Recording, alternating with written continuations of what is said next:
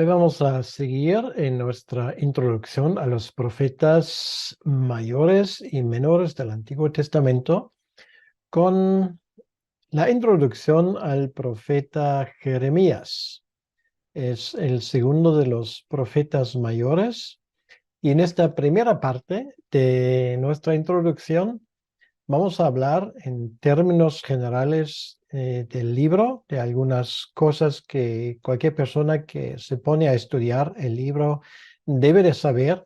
Y luego, por supuesto, en la segunda parte vamos a hablar del contenido. Empezamos con el título del libro de Jeremías. El libro lleva el nombre del profeta que llevó a cabo su ministerio eh, antes, durante y después de la destrucción de Jerusalén. Jeremías significa en hebreo Yahvé enaltece. Y parte del mensaje del profeta es que Yahvé, de hecho, planta y desarraiga pueblos y naciones según sus propósitos. Esto es algo que ya tenemos en el capítulo 1, versículo 10, donde dice, mira que te he puesto en este día sobre naciones y sobre reinos para arrancar y para destruir, para arruinar y para derribar, para edificar y para plantar. Hablamos un poco del profeta mismo, de su persona. Él profetizó durante los reinados de los últimos reyes de Judá. Estamos hablando de los reyes Josías, Joacás, Joaquín y luego el rey Sedequías. Entonces, su momento de ministerio fue un momento muy difícil. Para los judíos, el reino del norte ya se había destruido en el año 722. Jeremías durante mucho tiempo, durante años, para no decir durante décadas, advirtió al pueblo de este juicio inminente de Dios. Pero bueno, de esto vamos a hablar un poco más adelante. El reino de Judá terminó, como ustedes sin lugar a dudas saben, con el exilio de la mayor parte de su población que tenía que ser llevado cautivo a Babilonia. Y esto era principalmente a causa de dos invasiones del rey Nabucodonosor. Una ocurrió en el año 597, donde miles de judíos, muchos de ellos levitas y sacerdotes, fueron llevados a Babilonia. Entre ellos se encontraba Ezequiel, cuyo libro será el siguiente en esta secuencia de libros de los profetas mayores que vamos a estudiar. Y luego, obviamente, la segunda deportación ocurrió en el año 586, donde también la ciudad de Jerusalén fue destruida por los babilonios. Sin embargo, había una primera pequeña deportación que ya ocurre en el año 605, y en esa primera deportación pocos fueron deportados a Babilonia, pero entre ellos se encontraba Daniel. El reino del norte, el reino de Israel, como ya dije, fue destruido y fue conquistado por los asirios un siglo antes de que Jeremías empezara su ministerio. Y Nínive, la capital de Asiria, además luego cayó en manos de los babilonios en el año 612. Jeremías era testigo de todos estos acontecimientos. O sea, no solamente él vivió en un tiempo cuando el reino del norte ya no existía, sino además él presenció el cambio del gran poder hegemonial de la zona que cedió su lugar a otra. Quiere decir que los asirios, que parecían invencibles con su capital Nínive, tenían que dar lugar a Babilonia, o como los expertos dicen, al reino neobabilónico. Bien, esto ocurre en el año 612 y bueno, 7 años más tarde ya empiezan los primeros problemas para Jerusalén.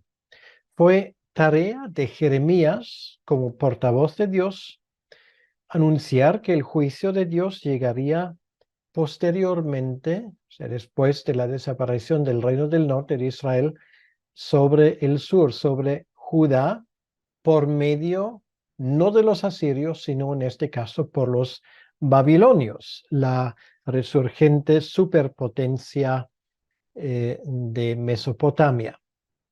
Y además Jeremías vivió, por cierto, en circunstancias muy difíciles, como veremos, para ver cumplida su profecía. Otra cosa que es muy interesante, hablamos en su momento de Isaías y nos dimos cuenta que hay fuentes extrabíblicos que nos indican que él estaba relacionado con la casa real de Judá.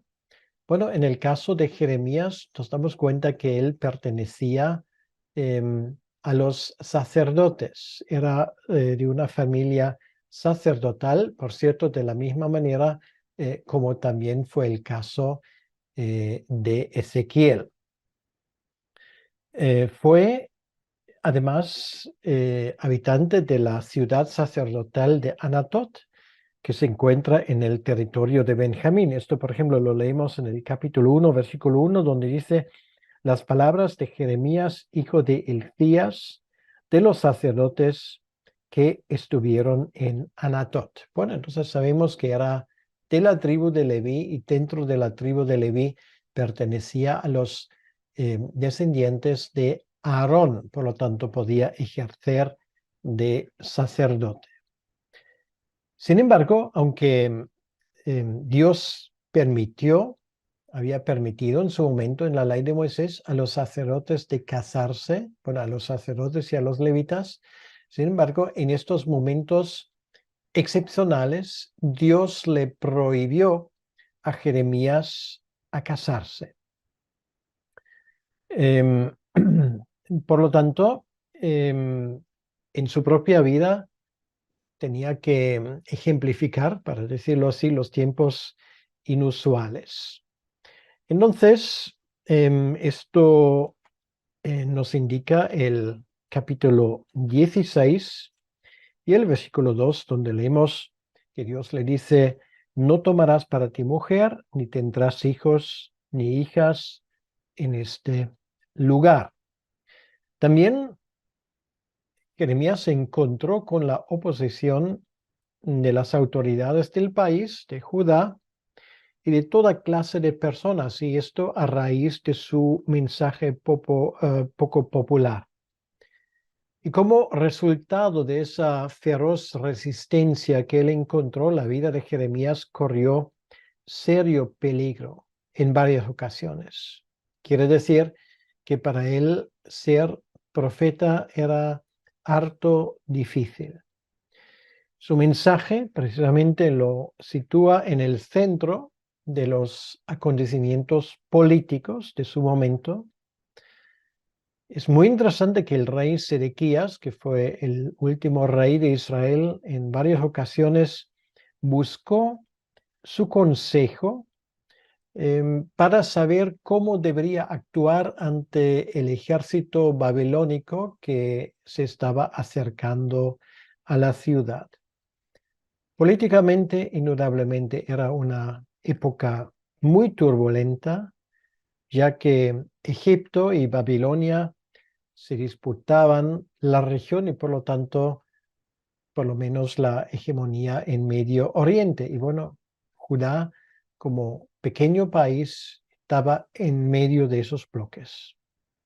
Jeremías profetizó repetidamente una victoria babilónica, proclamando que el Señor utilizaría al rey babilónico Nabucodonosor como su azote. Y esto tenía que ver con los pecados de los judíos. Entonces, Jeremías lo dijo muy claramente, arrepentíos, y luego dijo, bueno, ya hemos llegado al punto de que ya es tarde, este juicio de parte de los babilonios será inevitable. Cuando Jerusalén cayó, el comandante babilonio tenía una comisión especial del propio Nabucodonosor para cuidar del profeta. Nabucodonosor quería que el profeta Jeremías, que estaba encarcelado por su propio rey, fuera puesta en libertad. Obviamente la fama del profeta se había extendido hasta el corazón del imperio. Y solamente para demostrarlo me gustaría leer del capítulo 39 los versículos 11 al 14, donde dice: y Nabucodonosor había ordenado a Nabuzaradán, capitán de la guardia, acerca de Jeremías, diciendo: tómale y vela por él, y no le hagas mal alguno, sino que harás con él como él te dijere. Envió, por tanto, Nabuzaradán, capitán de la guardia, y Nabuzazban, el Rabsaris, Nergal-Sarecer y Ramac, todos los príncipes del rey de Babilonia. Enviaron entonces y tomaron a Jeremías del patio de la cárcel y lo entregaron a Gedalías, hijo de Ahicam, hijo de Safán, para que lo sacase a casa, y vivió entre su pueblo. Entonces, a raíz de esto, Jeremías no fue deportado con los que fueron llevados al exilio de Babilonia, sino que inicialmente permaneció en la ciudad, en Jerusalén, solo para ser llevado, o tal vez mejor dicho, secuestrado a Egipto contra su voluntad, obviamente, por los judíos que huyeron allá tras el asesinato del gobernador nombrado por Babilonia, Gedalías. Esto es algo que leemos en los capítulos 42 al 44. Todo indica que finalmente Jeremías murió en Egipto, pero no tenemos las circunstancias de su muerte. No sabemos el año ni en qué condiciones. Ahora, hablamos un poco de la fecha y de la ocasión de su profecía. El trasfondo del libro es la larga lucha en Judá entre la idolatría a dioses extranjeros, que estaba profundamente arraigado desde el reinado de Manasés, y el culto auténtico al Señor, tal y como el Señor lo había mandado en su ley. Josías, que era uno de los profetas que vivía durante el ministerio de Jeremías, intentó restaurar ese culto auténtico y puro a Yahvé con sus reformas. Si alguien quiere leerlo, lo va a encontrar en Segunda de Reyes, capítulo 22 y capítulo 23. Esas reformas comenzaron en el año 628 y recibieron un nuevo impulso con el descubrimiento de la ley en el templo en el año 621. No hay que olvidar que el templo en aquel entonces sirvió como vertedero, o sea, una cosa increíble. Y debajo de esos escombros, pues la ley que debería haber sido enseñado a la gente, pues cayó en olvido. La llamada de Jeremías se produce, por todo lo que sabemos, en el año 626. O sea, quiere decir, si vamos a calcularlo, en el 628 comienzan las reformas de Josías y en el año 626, o sea, 2 años más tarde, es cuando Dios le llama a Jeremías a su ministerio. Y luego otros 5 años más tarde es cuando se produce finalmente el hallazgo de la ley en el templo. Entonces, podemos sacar de esto la conclusión que el inicio del ministerio de Jeremías coincide con esas reformas del piadoso rey Josías. Sin embargo, es Jeremías mismo que da testimonio de que las reformas no tuvieron un impacto significativo en la vida del pueblo, ya que los abusos del rey Manasés en cuanto a la fe que él había introducido, esa fe pagana, resurgieron entre los sucesores del rey Josías. O sea, era un tiempo breve de restauración, si queremos decir de cierto avivamiento, pero algo que infelizmente no fue duradero. ¿Bajo qué circunstancias se escribió el libro de Jeremías, que es, por cierto, en cuanto a las palabras, el más extenso del Antiguo Testamento? Es probable que este libro se escribiera en varias ediciones. Sabemos que Jeremías preparó la primera edición en el año 605, por cierto, el año cuando los babilonios llegaron por primera vez a Jerusalén y Daniel fue llevado cautivo a Babilonia siendo muy joven aún. Y Jeremías en aquel entonces utilizó a Baruch como escriba para enfrentarse al rey Joaquín. Esto podemos leer en el capítulo 16 de Jeremías. Joaquín responde a las profecías de Jeremías quemando el rollo. Y sin embargo, si leemos la historia, nos damos cuenta como Jeremías finalmente manda, porque Dios se lo había mandado, a reescribir el libro. Esta primera versión debió de ser ampliada posteriormente, tal vez por el propio Jeremías o por Baruch, su, vamos a llamar, secretario, para incluir muchas de las profecías posteriores de Jeremías, junto con los relatos y los incidentes que Jeremías había vivido en su vida. Este largo proceso finalmente nos llevó al libro de Jeremías tal y como lo tenemos hoy en nuestras Biblias. Ahora, el último acontecimiento registrado en el libro de Jeremías es la liberación de Joaquín de una prisión babilónica que tuvo lugar en el año 562 o 560 aproximadamente en ese tiempo.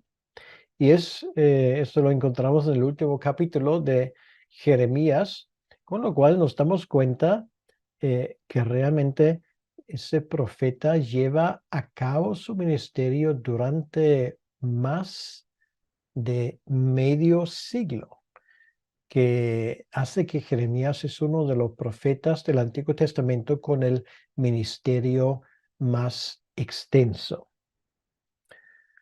Este último capítulo del libro de Jeremías, el capítulo 52, resume los acontecimientos que rodearon la caída de Jerusalén. Y esto parece haber sido añadido como epílogo, ya que leemos en el cierre del capítulo 51, donde dice tenemos el final de las palabras de Jeremías. Y sin embargo, luego en el capítulo 52 no es nada inusual. Tenemos algo por el estilo en el capítulo 34, por ejemplo, de Deuteronomio, donde se añade el relato de la muerte de Jesucristo. Quiere decir que Dios, el Espíritu Santo, vigila sobre la redacción de los libros que formarían parte del libro sagrado, la Biblia, y él puede haber usado ahí varias personas. Muy probablemente ese relato fue añadido por Baruch, o también teóricamente es posible que lo escribió en su momento Jeremías, ¿vale? Pero nos damos cuenta que obviamente este libro no se escribió en un día o en una semana o en un año, sino es producto realmente del ministerio total de Jeremías. Vamos a hablar un poco más del contenido y del tipo de, vamos a decir, literatura que es este libro.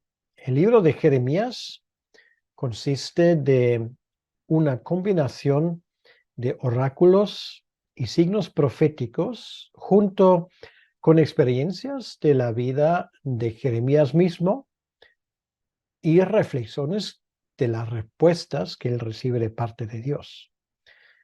Al igual que otros profetas, Jeremías pronuncia estos mensajes que Dios le da, los oráculos, lo llamamos, de juicio, identificando los pecados del pueblo de Dios. Y esto obviamente era algo que a los israelitas no les encantaba escucharlo.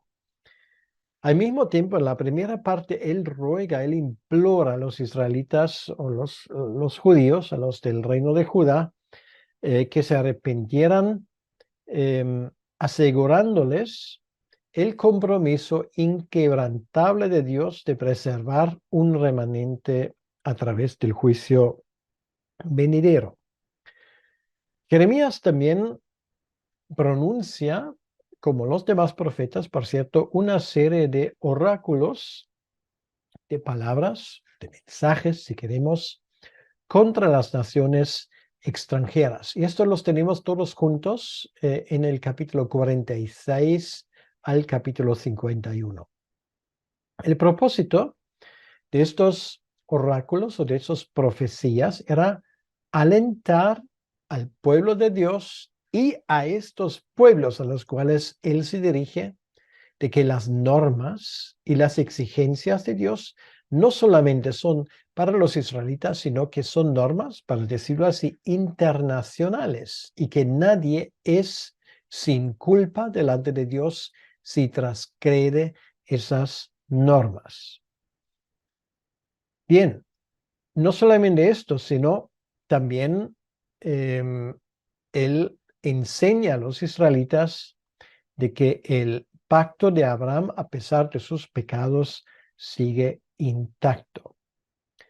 Volviendo a las naciones, es muy interesante que Jeremías también insiste de que incluso la nación o las naciones que en su momento fueron usados de parte de Dios para llevar a cabo el juicio contra Israel y contra Judá, no se librarían por esto del juicio venidero. Ahora, debido a la resistencia que ofreció su audiencia frente a estos mensajes, Jeremías realiza una serie de actos simbólicos en los que ilustra su mensaje con acciones llamativas, memorables, podríamos decirlo, que quedaban fácilmente en la mente de los que le vieron. Y estos actos simbólicos funcionaban como parábolas, reforzando así el mensaje que para los judíos debería haber sido un mensaje bastante desagradable. Ahora, una cosa también es importante a la hora de estudiar este libro: los mensajes de Jeremías no están en el libro ordenados cronológicamente. Es algo que también veremos en el siguiente profeta, en el profeta Ezequiel, por cierto, también en el profeta Daniel. Por lo tanto, tenemos que saber para cada parte y para cada capítulo del libro aproximadamente de qué época viene o a qué época se refiere. Un ejemplo tenemos, por ejemplo, en las descripciones de los mismos hechos que pueden estar separados por varios capítulos. Y esto ocurre, por ejemplo, si comparamos el capítulo 7 con el capítulo 26, que hablan de dos acontecimientos idénticos, pero separados, como podemos ver, por más de 20 capítulos. No siempre es fácil averiguar con qué propósito los capítulos fueron ordenados de la forma que tenemos hoy en día. No es fácil, pero no es imposible. O sea, hay un sentido, como siempre, detrás de esto, pero entrar en esto nos llevaría demasiado lejos en este estudio. Solamente quiero mencionar que, por ejemplo, los capítulos 21 al 24 están enmarcados por profecías relativas a cada uno de los sucesores de Josías hasta Sedequías, pero sin incluirlo.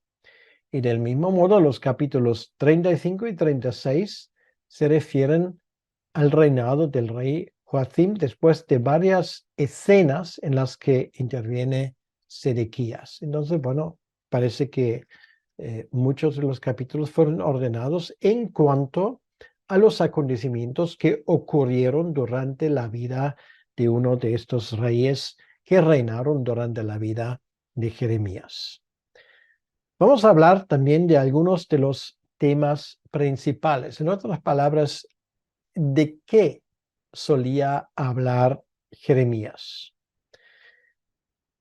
He escogido aquí tres características que me parecen los más importantes. No son los únicos, no son las únicas, pero indudablemente forman parte de las más importantes de este libro. En primer lugar, él hace un llamamiento a Judá para arrepentirse y evitar de esa manera el juicio que de otra manera sobrevendría a la nación. Y esto, al no cumplirse, al no hacerle caso a los israelitas, le lleva un segundo elemento muy característico de sus mensajes, y esto es que él anuncia que el tiempo para el arrepentimiento había pasado. Es algo como en la aviación se habla del point of no return, del punto de no retorno. Cuando, por ejemplo, se cruza el Atlántico y hay un problema, eh, el piloto tiene que decir o decidir si es mejor volver al aeropuerto de origen o ya seguir adelante cruzando, por ejemplo, el Atlántico. Y cuando cruzas por ese punto de no retorno, entonces tienes que seguir adelante. Y bueno, algo por el estilo tenemos aquí. Tenemos un punto donde finalmente Dios tiene que decirle al pueblo, hagan ustedes lo que hagan, ya es tarde. El juicio será inevitable. Pero esto no es toda la historia, porque hay también una parte de su proclamación y de su mensaje que ve más allá. Obviamente estamos hablando del tiempo del Mesías y esto significa que finalmente Dios salvaría a su pueblo o a un remanente de él. Por supuesto, esto se aplica en algunas partes al exilio, quiere decir que ellos volverían. Por cierto, Jeremías dice claramente que ese exilio duraría 70 años, empezando con el tiempo de la primera deportación en el año 605 hasta el famoso edicto del rey persa Ciro, y son 70 años. Y Jeremías lo dice claramente. Entonces, esa promesa de liberación final fue la respuesta de Jeremías a los falsos profetas que habían desafiado constantemente su mensaje. Como dije, esto no fue el único mensaje de salvación, o sea, que el exilio tendría fecha de caducidad, sino que además Jeremías nos habla de un nuevo pacto, de una nueva alianza. Y estos son los famosos versículos que tenemos en el capítulo 31 y son centrales en este libro, por lo tanto me gustaría leerlo. Capítulo 31, versículo 31, dice, y aquí que vienen días, dice Yahvé, en los cuales haré nuevo pacto con la casa de Israel y con la casa de Judá. Quiere decir que aquí se anuncia ya el nuevo pacto o el nuevo testamento. Y sigue, versículo 32, no como el pacto que hice con sus padres el día que tomé su mano para sacarlos de la tierra de Egipto, porque ellos invalidaron mi pacto, aunque fue yo un marido para ellos, dice Yahvé. Y luego podemos seguir leyendo aquí hasta el versículo 34 de ese nuevo pacto, que es algo que obviamente nos damos cuenta que tiene su claro cumplimiento en nuestros días. Y hay múltiples referencias a esto, por ejemplo, en Mateo 26, 28, en Marcos 14, 24, 1 de Corintios 11, 25, 2 de Corintios 3, 6, y esa lista aún ni siquiera es completa ni por asomo. Obviamente, como ya mencioné antes, Jeremías tenía que enfrentarse a una gran oposición por parte de los falsos profetas que más o menos hablaron y profetizaron aquello que los reyes de turno pues querían escuchar. Quiere decir que eran profetas de alquiler que simplemente daban un mensaje al mejor postor. Y él dijo claramente que estos mensajes no vienen de parte de Dios y por lo tanto que eran inválidos. ¿Qué dijeron esos falsos profetas? Por ejemplo, dijeron, bueno, en primer lugar negaron el exilio y luego cuando ocurrió dijeron que ese exilio iba a terminar muy, muy pronto, que sería, bueno, cuestión de muy poco tiempo y los israelitas volverían.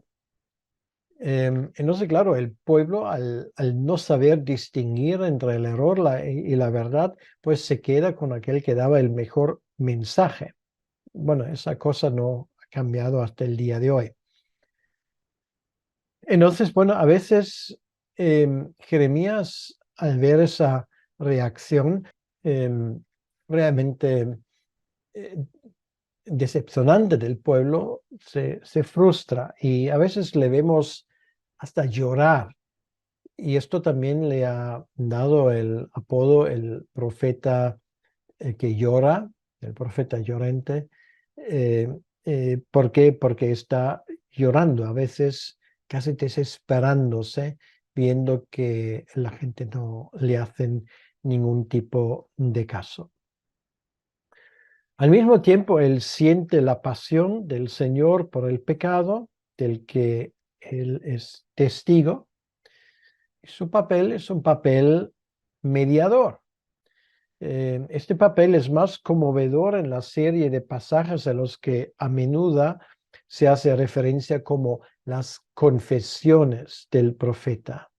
Son, y ahora lo voy a mencionar, el capítulo 11, versículos 18 al 20, capítulo 12, versículo 1 al 4, capítulo 15, versículo 10 al 18, capítulo 17, versículo 14 al 18, capítulo 18, versículos 19 al 23, y finalmente capítulo 20, los versículos 7 al 18. Y perdón por mencionar tantos versículos, pero son pasajes especiales que algunos exegetas lo han llamado las confesiones del profeta. Entonces, en estos pasajes él expresa su angustia por la tremenda carga de su vocación profética y nos damos cuenta que a veces casi le revienta esa responsabilidad. A veces incluso Jeremías pide venganza contra sus enemigos personales Y incluso acusa al Señor de haberle forzado o engañado. Vemos ahí realmente la carga de este ministerio que él tiene. Algunas de estas oraciones luego llevan a una respuesta de parte del Señor que son de naturaleza doble. Por un lado, una reprimienda de parte del Señor, por otro lado, consuelo y ánimo. Y la reafirmación de Jeremías en el capítulo 15, 19 al 21, y eso también me gustaría leerlo, se repite en varios lugares del libro. Jeremías 15, 19 dice, por tanto, así dijo Yahvé, si te convirtieres y yo te restauraré, y delante de mí estarás, y si entresacares lo precioso y lo vil, serás como mi boca, conviértanse ellos a ti, y tú no te conviertas a ellos. Y te pondré en este pueblo por muro fortificado de bronce, y pelearán contra ti, pero no te vencerán, porque yo estoy contigo para guardarte y para defenderte, dice Yahvé. Te libraré de la mano de los malos y te redimiré de la mano de los fuertes. Pues son palabras de ánimo del Señor para Jeremías. Bien, entonces las buenas intenciones del Señor para con Jeremías se convierten en un anticipio de su fidelidad prevista para todo el pueblo a través de este juicio inminente. Si la obra de Jeremías se completó durante el tiempo del exilio, como ya hemos visto es lo más probable, entonces el propósito sería castigar a los exiliados, animándoles a reflexionar sobre la causa de su exilio. En otras palabras, Dios les anima a reflexionar y por qué se ha llegado a esta situación. Y al mismo tiempo el propósito sería engendrar esperanza, ya que el profeta que había anunciado el juicio y se había demostrado que él tenía razón, también había predicado un mensaje de la restauración final. Entonces, como él llevaba la razón con lo primero, el argumento sería también llevaría razón con lo segundo. Y esto nos lleva a la teología de Jeremías. Pues obviamente el tema central del libro de Jeremías es la relación dañada entre el Señor y su pueblo rebelde Israel. Jeremías describe claramente a Dios como el Señor soberano que gobierna toda la historia humana. Habiendo creado el universo, dirige todos sus acontecimientos según su voluntad y su propósito. Él presenta a Dios como un Dios soberano también sobre las naciones. Ese Dios gobierna tanto el futuro como el pasado y protege a los que son verdaderamente su pueblo, incluidos a los que están lejos de la tierra en el exilio de Babilonia. Al mismo tiempo, los que presumen de su protección mientras mientras viven negándole, perecerán. Quiere decir que no hay futuro para el que rompe los pactos. No hay futuro para el malvado. Ni siquiera el pacto con David protegerá a sus reyes que persisten generación en generación para hacer el mal. Sobre todo en el capítulo 22, 18 al 30 tenemos este elemento. En ese sentido, Jeremías es muy claro. La ira de Dios se derrama sobre quienes ignoran su santa ley y se vuelven a los ídolos en vez de a la verdadera agua de vida, que es el maná que fluye de parte de Dios. Aunque en la profecía de Jeremías quedaba cada vez más claro que los babilonios destruirían Jerusalén, era igualmente evidente que Dios no había terminado con su pueblo. El Señor levantaría una rama justa para David en sustitución de Joaquín. Y a través de esa rama, el Señor pastorearía y reuniría de nuevo a su pueblo. En lugar de la antigua alianza, del antiguo pacto, que trajo muerte y destrucción por el pecado del pueblo, el Señor traería una nueva alianza mediante la cual su pueblo llegaría a conocerle y servirle en espíritu y en verdad. Pues esto es el mensaje de Jeremías, es un mensaje muy evangélico, quiere decir que muy centrado en este nuevo pacto. Jeremías realmente es muy interesante que nos pone ese arco que viene desde las promesas de Dios a través de todo el Antiguo Testamento, nos lleva directamente al Nuevo Testamento. Jeremías comienza su ministerio durante una época de avivamiento, vamos a llamarlo así, de restauración del culto bajo el rey Josías. A primera vista parecía que la nación iba a volver a Dios. Sin embargo, después de la muerte prematura de Josías en batalla, las fuerzas de esa reforma fueron rechazadas y la nación volvió a sumirse en la apostasía.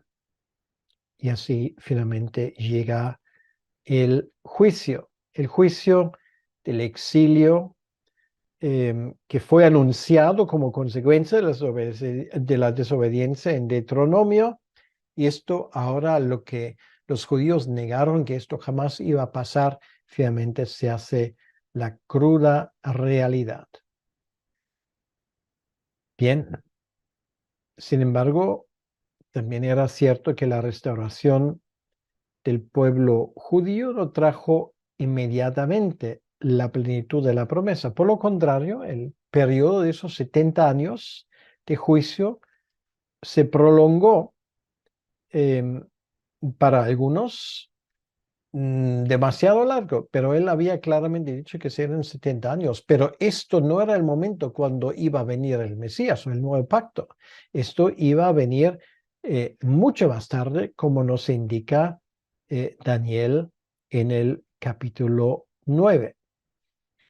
Con la venida de Cristo, finalmente el Evangelio iba a traer la verdadera paz, la unidad entre judíos y samaritanos, como se dice en el texto, pero también esto obviamente quiere decir entre judíos y gentiles, uniéndolos como un nuevo pueblo bajo el verdadero rey que es Jesucristo. Este nuevo pacto que Jesús introdujo cumplió la profecía de Jeremías. ¿Y cómo lo sabemos? Bueno, lo sabemos porque el autor de Hebreos nos lo dice claramente. Por lo tanto, vamos un momento al Nuevo Testamento y vamos a Hebreos capítulo 8. Hebreos capítulo 8. Y aquí dice en el versículo 9, no como el pacto que hice con sus padres el día que los tomé de la mano para sacarlos de la tierra de Egipto. Entonces, obviamente, el mismo autor de Hebreos estaba convencido de la veracidad de las palabras de Jeremías aplicándolos a los tiempos del nuevo pacto. Quiere decir que esa parte de las profecías de Jeremías se había cumplido y el autor de Hebreos nos lo dice así de claro. Y esto quiere decir que toda la profecía de Jeremías es una profecía que en algunas partes es muy cristocéntrica. Quiere decir que obviamente es Jesucristo que por su propio ministerio hace uso de esa palabra que fue cunada por Jeremías, nuevo pacto, ¿vale? Esto viene de Jeremías y el Señor lo menciona en varias ocasiones.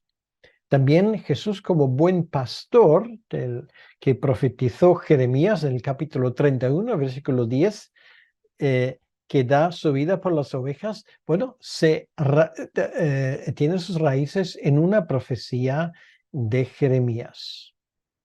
Y como mediador de esa nueva alianza, Jesús hace posible que su pueblo reciba la herencia prometida a Jeremías. Esto lo tenemos en el capítulo 9, versículo 15 de la carta a los hebreos. Y lo hace como renuevo justo, el nuevo retoño de la línea quebrada de David, que es el mismo Señor nuestra justicia, como Jeremías lo indica en el 23:6 y en el 33:15. Mediante su obediencia perfecta, Jesús no solo trajo la salvación a la casa de Israel y a la casa de Judá, sino a todas las naciones. Quiere decir que la profecía de Jeremías ya tiene un enfoque, llamémoslo, internacional. Al igual que Jeremías, Jesús pronunció juicios sobre aquellos que habían convertido el templo de Jerusalén en una cueva de ladrones. También es una palabra que viene de Jeremías mismo. Y el Señor también lloró por aquellos cuya obstinada rebelión conduciría a su condenación. Si comparamos Lucas 19:41 con Jeremías 9:1, y recomiendo que ustedes lo hagan, pues esto queda muy claro. Para terminar, simplemente decir cómo se estructura el libro, y esto es muy fácil de averiguar. Tenemos, y solamente voy a hablar de las partes principales, que son 9, son fácilmente identificables. Tenemos la primera parte, que es la llamada del profeta en el capítulo 1. Y luego tenemos del capítulo 2 al capítulo 20 una segunda parte de este libro que podríamos llamarlo las profecías de juicio sobre Judá. Las profecías de juicio sobre Judá. Y del capítulo 21 al 24 viene el tercer bloque que anuncia el fin de la dinastía davídica y la salvación solo a través de este episodio lamentable del exilio. Es que no hay otra forma. O sea, es el tiempo del castigo. Luego, el cuarto punto, el cuarto bloque, habla sobre Babilonia, y allí sale el tema de los 70 años de cautiverio, allí sale el tema del arresto y el juicio de Jeremías y los falsos profetas. Quiere decir que Babilonia, esto es el contenido del cuarto bloque, juega un papel que va en función de la soberanía divina. El quinto punto son luego las promesas de restauración, donde sale el tema del nuevo pacto, que son los capítulos 30 al 33. Y luego viene una parte histórica, capítulo 34 al 39, que son, podríamos llamarlo, los últimos días de Jerusalén. Seguida por la séptima parte, las consecuencias de la caída de Jerusalén, son los capítulos 40 al 45, donde aprendimos cosas que llevaron, por ejemplo, al asesinato de Gedalías, la huida de Jeremías a Egipto, mejor dicho, su secuestro, y la promesa a Baruch. Y luego tenemos la octava parte, que son los capítulos 46 al 51, que son juicios contra diferentes naciones, que suelen siempre ser idénticos en las profecías de los diversos profetas, como por ejemplo Egipto, Filistea, Moab, Amón Edom, Aram, las tribus árabes, Elam y Babilonia. Y finalmente tenemos este apéndice que cierra el libro, del cual mencioné antes que podría haber sido añadido bajo inspiración divina por Baruch o por el profeta Jeremías mismo, no lo sabemos, pero esto ya simplemente cierra el libro. Pues espero, mis queridos hermanos, que esto les haya servido como introducción. Es la primera parte. Si Dios lo permite, en la segunda parte de la introducción a Jeremías vamos a hablar de su contenido y vamos a ver algunos de esos elementos que ahora solamente hemos podido hablar de forma general.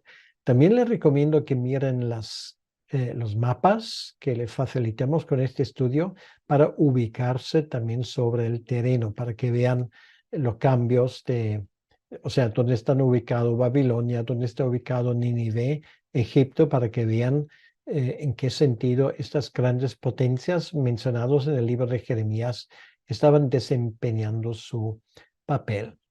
Pues vamos a terminar en oración. Señor nuestro Dios, te damos las gracias por este tiempo de estudio y pedimos, Señor, que tú bendigas esta introducción para que sirva de ayuda a todos los que estudian este material. Señor, tú eres un Dios que quiere que entendamos tu palabra, que no andemos en lo incierto. Y te pedimos, Señor, que sea una herramienta válida para que tu nombre sea glorificado. Te lo pedimos, Señor, en tu nombre y para tu honra y para tu gloria. Amén.